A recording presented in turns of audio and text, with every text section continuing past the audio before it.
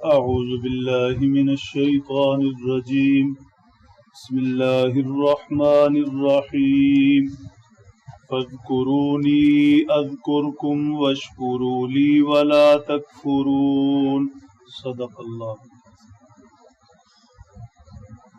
اللہ جل شانہ نے امت مسلمہ پر احسان فرمایا، اپنے محبوب اور لاڈلے پیغمبر حضرت محمد الرسول اللہ صلی اللہ علیہ وسلم کی امت میں شامل فرمایا۔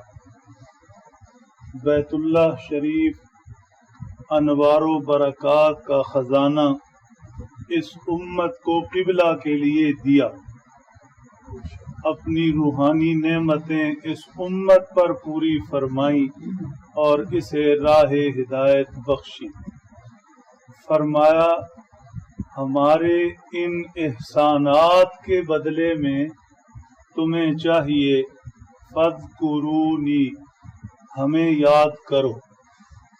ان احسانات کے بدلے تمہیں چاہیے فاذکرونی، ہمیں یاد کرو۔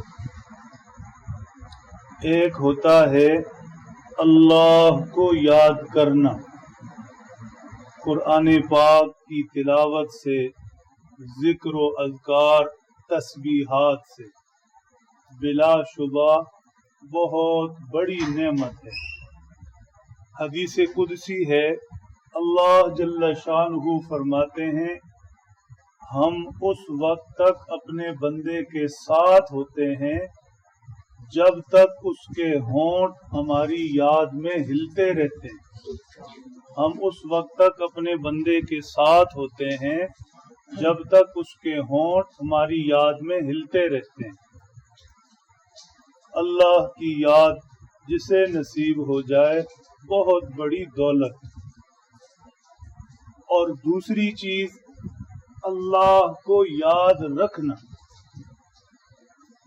یاد رکھنا یہ ہے زندگی کے ہر معاملے میں، دین کا ہو، عبادات، اعمال یا دنیا کا ہو، خرید و فروخت، رہن سہن، بات چیت، سونا جاگنا، لباس، ہر معاملے میں زندگی گزارتے ہوئے فاذکرونی، ہمیں یاد رکھو، ہم بھی ہیں۔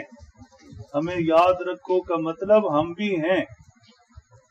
ہم کیا چاہتے ہیں، کیا نہیں چاہتے، کس چیز میں ہماری رضا چھپی ہے اور کس چیز سے ہم ناراض ہوتے ہیں۔ فاذکرونی، ہمیں یاد رکھو۔ دونوں کا نتیجہ کیا ہوگا؟ اذکرکم، ہم تمہیں یاد کریں گے، ہم تمہیں یاد رکھیں گے۔ گویا یہ ایک معاہدہ ہو گیا دونوں طرف سے، تم یاد کرو گے میں بھی یاد کروں گا۔ حدیث پاک میں ارشاد ہے تم تنہائی میں یاد کرو گے میں بھی تمہیں تنہائی میں یاد کروں گا۔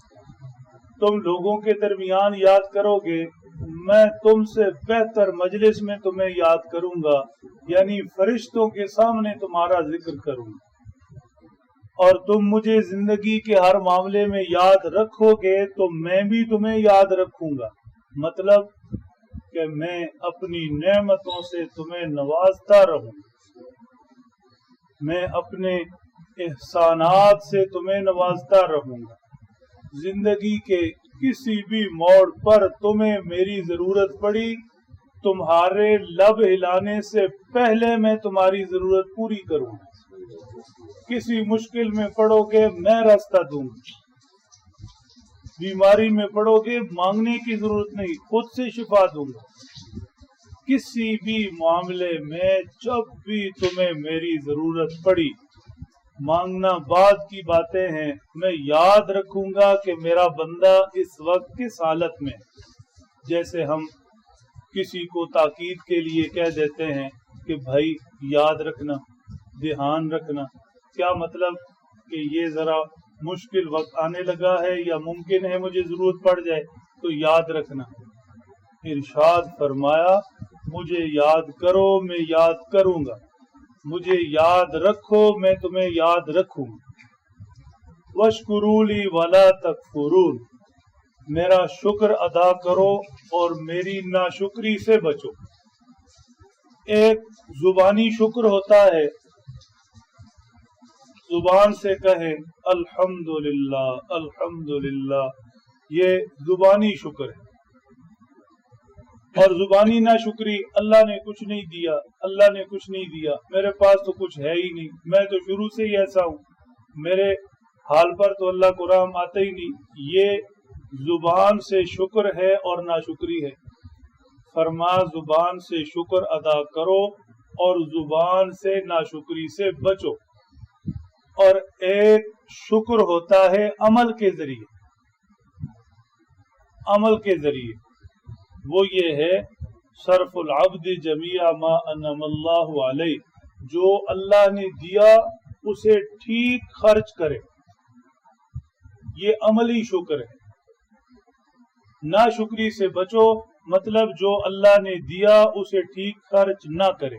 اس کی ایک چھوٹی سی مثال ذہن میں رکھ لیں، اگر کوئی ہمیں دودھ کا گلاس دے دے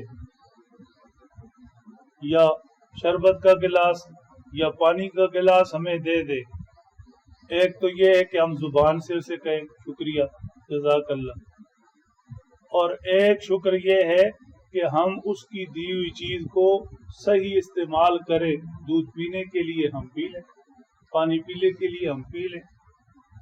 ایسے نہیں کہ زبان سے تو کہیں شکریہ اور اس کا دودھ یا پانی دیوار پر پھینک دیں۔ اب یہ زبانی طور پر تو شکریہ ہے، لیکن جس چیز کے لیے پانی دیا گیا اور دودھ دیا گیا وہ تو کیا نہیں، تو کون مانے گا اسے؟ ایسے شکریہ کون مانے گا کہ پانی دیا پینے کے لیے، زبان سے کہا شکریہ اور دیوار پر پھینک دیا؟ ایسے نہیں۔